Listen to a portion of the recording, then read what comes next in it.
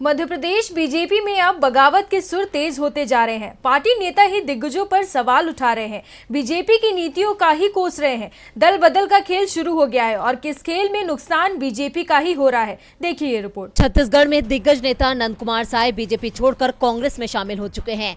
इसके बाद मध्य प्रदेश कांग्रेस अध्यक्ष कमलनाथ ने ऐलान किया था, छत्तीसगढ़ में ट्रेलर दिखाया है, पिक्चर मध्य प्रदेश में दिखाई जाएगी और जिस पिक्चर की बात कमलनाथ कर रहे थे वो अब शुरू हो रही है। 6 मई को पूर्व सीएम कैलाश जोशी के बेटे दीपक जोशी बीजेपी छोड़ कांग्रेस का हाथ थाम रहे हैं, तो बीजेपी के कई नेता अब अपनी ही पार्टी पर सवाल उठा रहे हैं। पूर्व विधायक भंवर शेखावत ने ऐलान कर दिया कि पार्टी ने टिकट नहीं दिया तो वो बीजेपी छोड़ देंगे। तो बीजेपी के ही पूर्व विधायक सत्यनारायण सत्तन ने तो सीधे सीधे ज्योतिरादित्य सिंधिया को ही निशाने पर ले लिया। मोदी सरकार में कैबिनेट मंत्री सिंधिया के बीजेपी में आने से पार्टी के पुराने कई नेताओं के टिकट मुश्किल में फंस गए हैं, जिस कारण सिंधिया को लेकर बीजेपी में नाराजगी बढ़ती जा रही है। बीजेपी के पूर्व विधायक ने सिंधिया पर निशाना साधते हुए कहा, ज्योतिरादित्य सिंधिया सिर्फ पद के लालच में बीजेपी में शामिल हुए हैं, इसलिए उन्होंने अपनी पार्टी से बगावत की और दल बदल किया।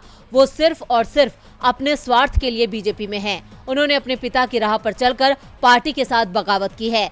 सिंधिया कटोरे से अपनी थाली भरने का काम करते हैं। मैं ऐसे नेता की निंदा करता हूं। इससे पहले बीजेपी नेता ने पार्टी की नीतियों पर भी निशाना साधते हुए कहा कि उसकी गलत नीतियों के चलते आंध्र और कर्नाटक में पार्टी की हालत खराब हो गई है।